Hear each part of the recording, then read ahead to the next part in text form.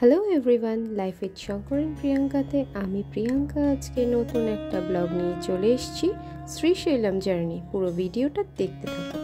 আমরা আজকে শ্রীশৈলমের জন্য রেডি হয়ে গেছি। এখন বাজে এক্স্যাক্টলি 6:05।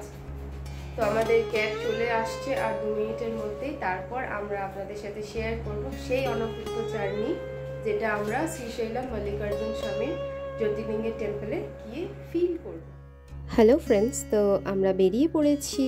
এখন বাজে হচ্ছে সকাল 6:30।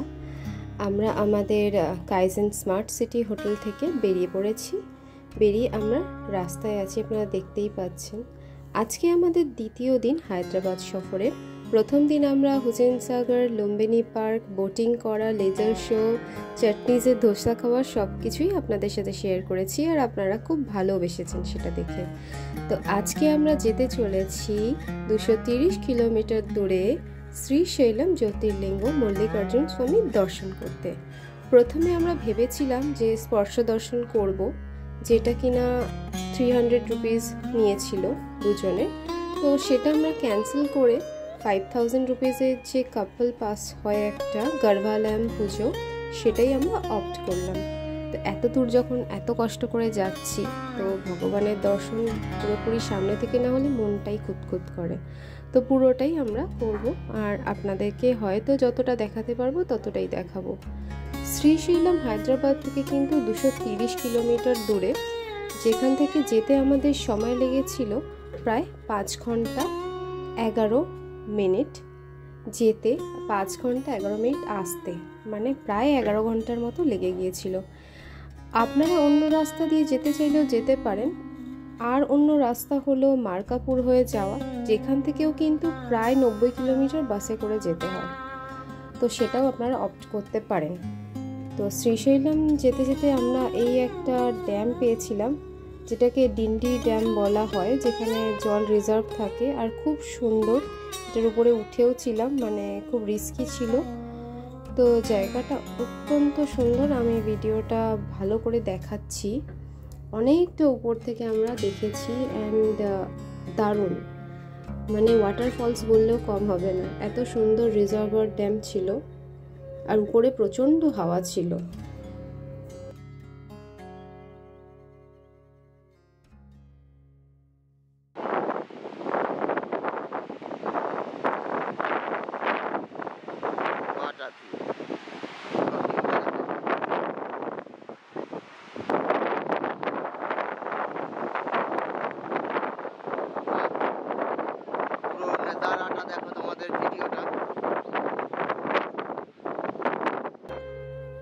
এই যে আমরা ডিন্ডি ড্যাম বা রিজার্ভারের পাশ দিয়ে যাচ্ছি, এটা কিন্তু রিভার কৃষ্ণার ট্রিবিউটারি ডিন্ডি রিভারেরই একটা রিজার্ভার। খুব সুন্দর সিনারিওটা, এত সুন্দর মনে হচ্ছিল দাঁড়িয়ে দাঁড়িয়ে আমরা এখানে ফটো তুলি, কিন্তু সময় নষ্ট করলে আমাদের পুজো দেওয়ার সময় চলে যাবে। তো আমরা ফটো না তুলে সামনে একটা ছোট্টখাট্টো দোকানগুলোতে চা খেতে গেলাম। অনেক বাজে এখন 9টা, আদিত্রির খিদেও পেয়ে গেছিলো। তো বাটারফ্লাই নামে একটা ছোটোখাটো রেস্টুরেন্ট বা হোটেল পেলাম, কিন্তু সেখানকার যা মেনু কার্ড দেখলাম, আদিত্রি একটাও কিছু খাবে না আর আমরা তো না খেয়ে পুজো দেব।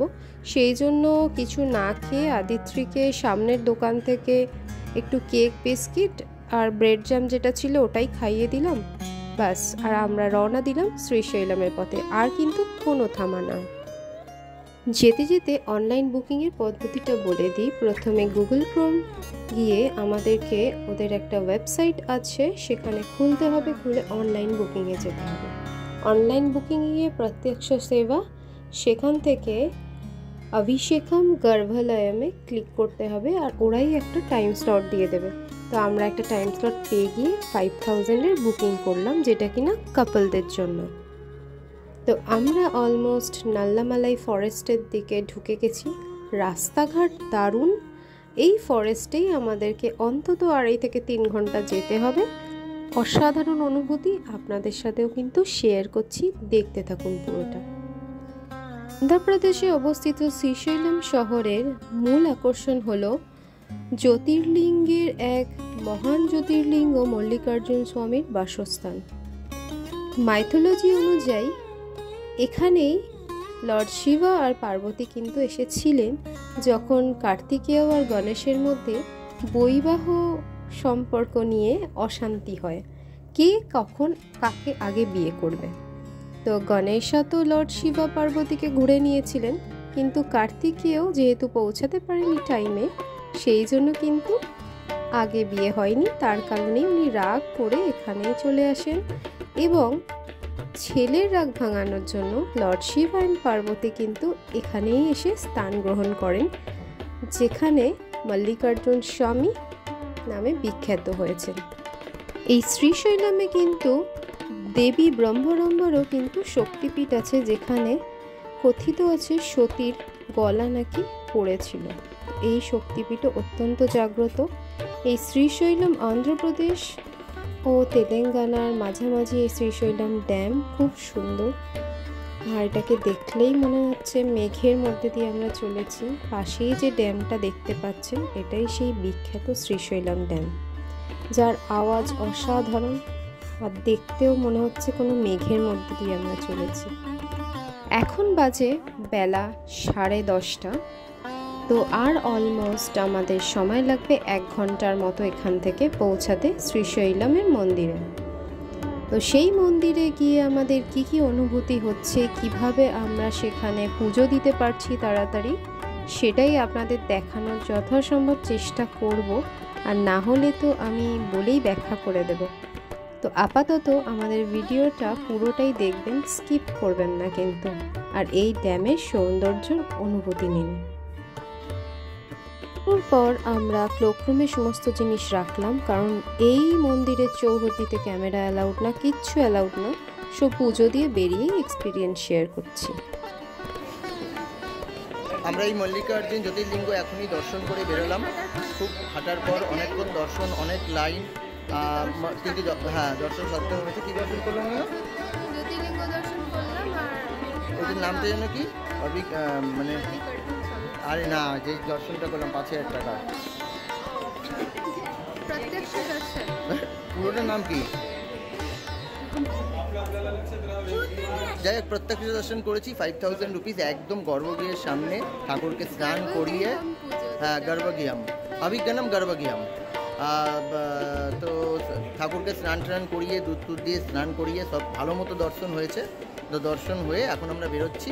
বেরিয়ে এখন তাড়াতাড়ি, অনেক টাইম লাগলো বলছি পরে, বেরিয়ে মন্দির থেকে হোটেলে গিয়ে বলছি। আর এখন আমরা একটু রান্না মাল্লা ফ্রস্টটা ক্রস করে তারপর এখনই লাঞ্চ করে নেবো। এই আদিত্রিও খিদে পেয়ে গেছে। পুজো দিয়ে বেরানোর পর আমরা সামনেই একটা ধোসার দোকান পেয়েছিলাম, সেখানে একটু ধোসা খেয়ে ও মেয়েকে ধোসা খাইয়ে নিয়ে বেরিয়ে গেলাম, কারণ ওর ভীষণ খিদে পেয়েছিল। এটা হলো একটা খুব উঁচু এখানকার সাইট সিইং পয়েন্ট বলতে পারেন, যেখান থেকে মন্দিরটা দেখা যায় ছোট্ট করে। এরপরে আমরা গিয়েছিলাম ফলধারা পঞ্চধারার দিকে, যেটা কিনা একটা ওয়াটারফলস ছোট, যেখানে সবাই আশীর্বাদ চাওয়ার জন্য যায়। কিছুটা রাস্তাটা দেখে আমার মনে হচ্ছিল সেই বোরা কেভসে আমরা যেরকম নেমে নেমে যাচ্ছিলাম সেরকম। অনেকটা নিচে নামতে হলো, আবার অনেক নিচে থেকে উঠতেও হলো, মানে খুব হেক্টিক।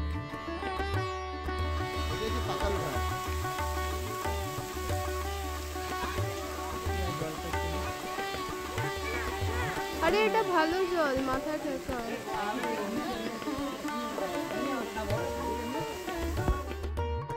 ভগবানের কাছে যা মনের কামনা বাসনা চাওয়ার চেয়ে আমরা অবশেষে সন্ধেবেলার অস্তিমিত সূর্যের সাথে নাল্লামাল্লা ফরেস্টের দিকে এগিয়ে চললাম শ্রীশৈলমকে এবারের মতো বিদায় জানিয়ে।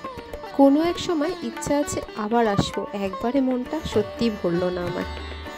তো যাই হোক, এই যে সূর্যটা অস্ত যাচ্ছে, অস্তগামী সূর্যের আলোতে কিন্তু ড্যামটা অসাধারণ লাগছে।